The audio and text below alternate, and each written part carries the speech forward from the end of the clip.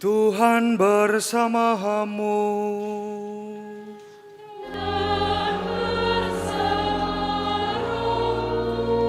Inilah Injil suci menurut Santo Yohanes.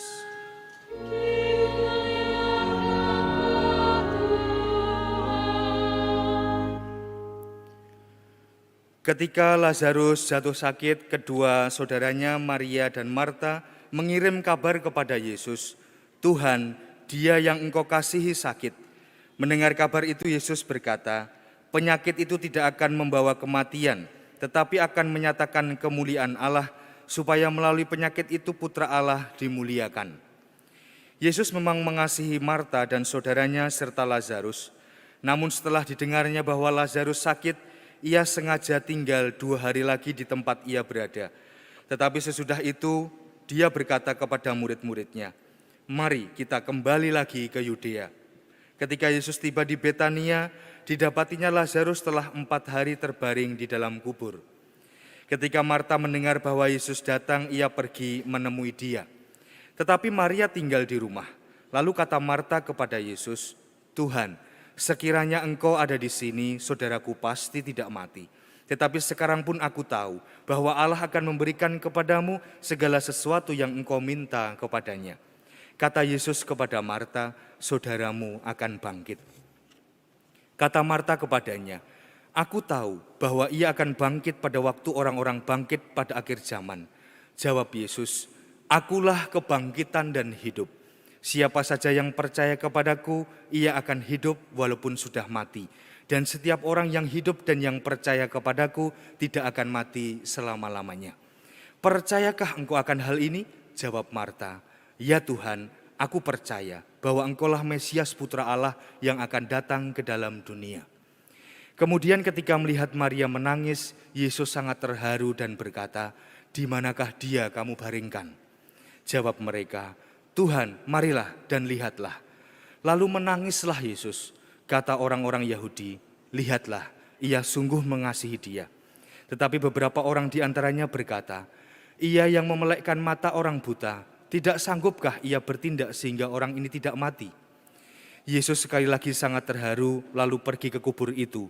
Kubur itu adalah sebuah gua yang ditutup dengan batu. Kata Yesus, "Angkatlah batu itu." Marta, saudara orang yang meninggal itu berkata kepada Yesus, "Tuhan, ia sudah berbau sebab sudah 4 hari ia mati." Jawab Yesus, "Bukankah sudah aku katakan kepadamu, jika engkau percaya, engkau akan melihat kemuliaan Allah?" Mereka pun mengangkat batu itu. Lalu Yesus menengadah ke atas dan berkata, "Bapa, aku mengucap syukur kepadamu karena engkau telah mendengarkan aku. Aku tahu bahwa engkau selalu mendengarkan aku, tetapi oleh karena orang banyak yang berdiri di sini mengelilingi aku mengatakannya supaya mereka percaya bahwa engkaulah yang telah mengutus aku." Sesudah berkata demikian, berserulah ia dengan suara keras, "Lazarus, marilah keluar." Orang yang telah mati itu datang keluar, kaki dan tangannya masih terikat dengan kain kafan dan mukanya tertutup dengan kain peluh. Kata Yesus kepada mereka, "Bukalah kain-kain itu dan biarkan ia pergi." Banyak di antara orang-orang Yahudi yang datang melawat Maria dan menyaksikan sendiri apa yang telah dibuat Yesus percaya kepadanya. Demikianlah sabda Tuhan.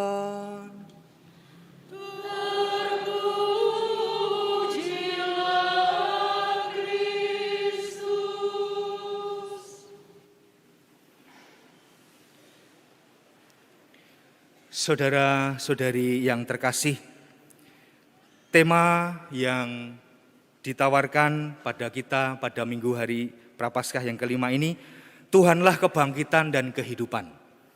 Maka ketika Tuhan menjadi kebangkitan dan kehidupan, pasti ada sukacita di antara kita.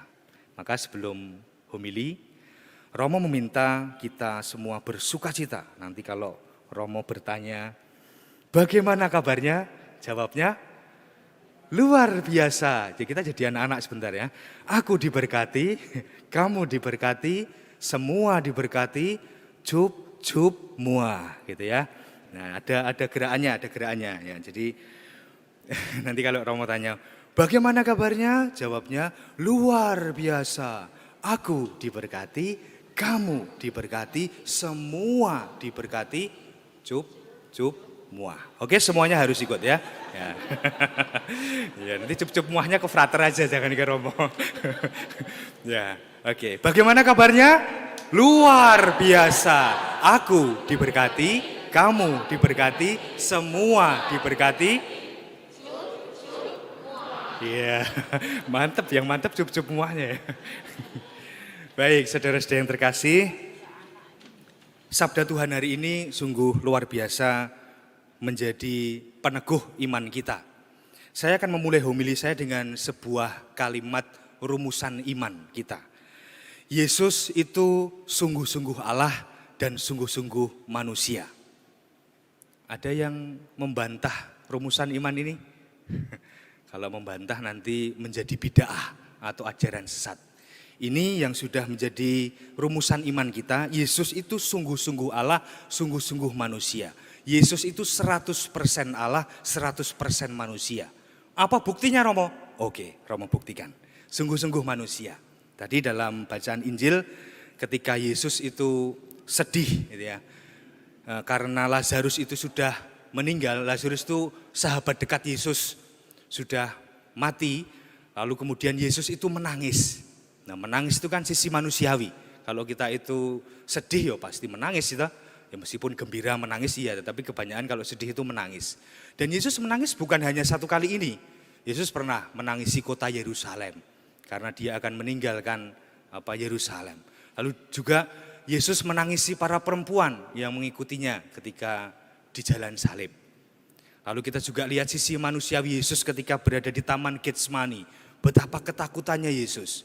Bahwa besok itu adalah hari penyalipannya. Maka keluar tetes darah keringat. Gitu ya. Menjadikan Yesus ini takut untuk menerima kehendak Tuhan. Tapi apa yang terjadi itulah yang terjadi. Ini sisi manusiawi Yesus dan masih banyak lagi. Gitu ya.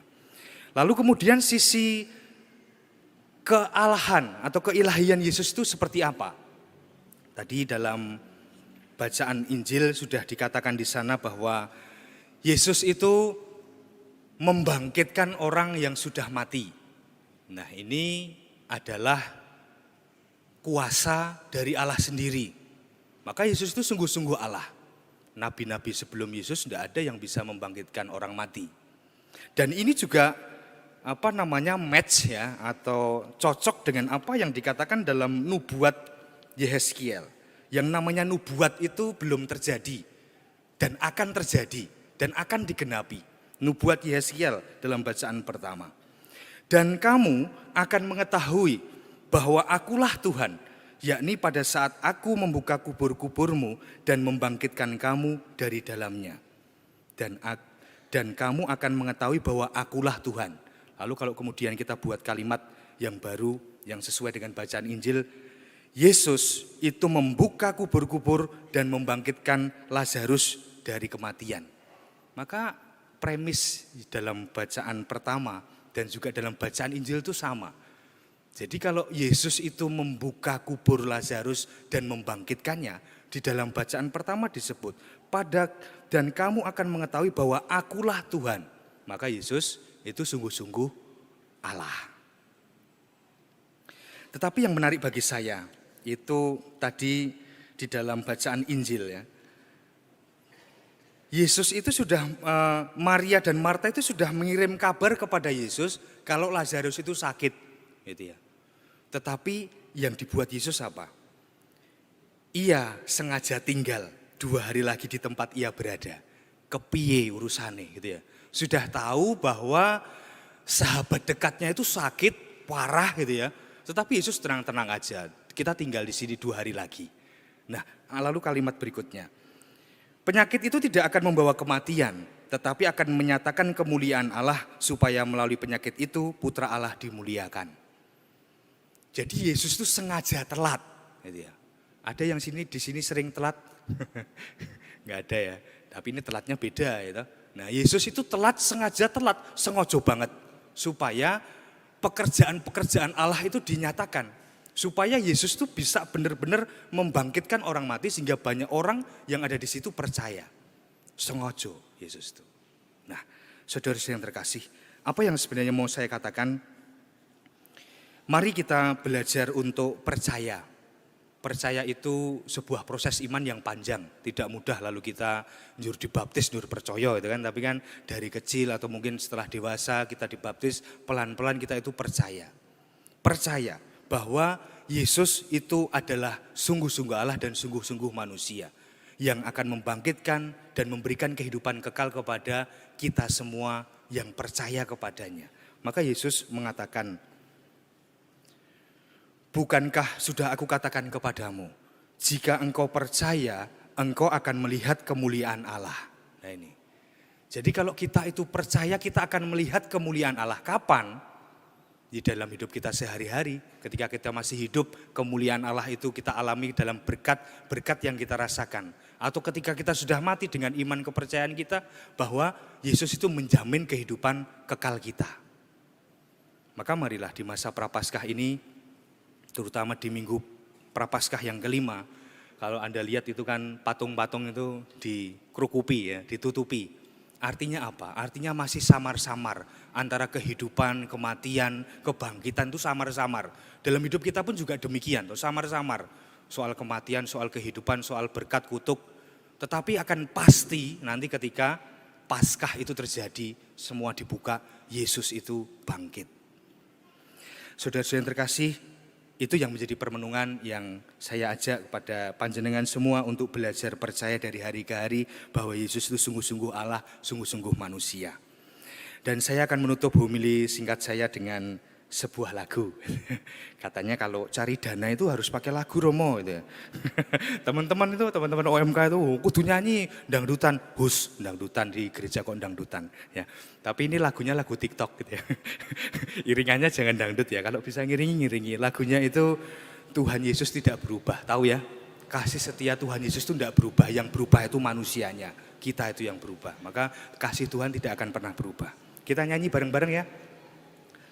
Tuhan Yesus tidak berubah, tidak berubah, tidak berubah.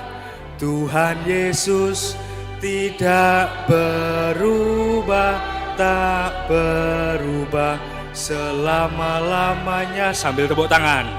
Tuhan Yesus tidak berubah, tidak berubah, tidak berubah. Tuhan Yesus tidak berubah, tak berubah selama-lamanya. Nah ini yang syair khusus dana ini ya. Didengarkan ya. Uang Anda tidak berubah, tidak berubah, tidak berubah. Uang Anda berubah kalau Anda semua mau berbagi berkah. Iya. Satu lagi, Mas, satu lagi. Supaya banyak nanti dananya ke kami ya. Masa Romo wis nyanyi ora dikei duit kan. Jadi izin loh, saya itu ngemis kayak gini. Ya, tapi demi anak-anak muda saya melakukannya. Yang satu lagi ya.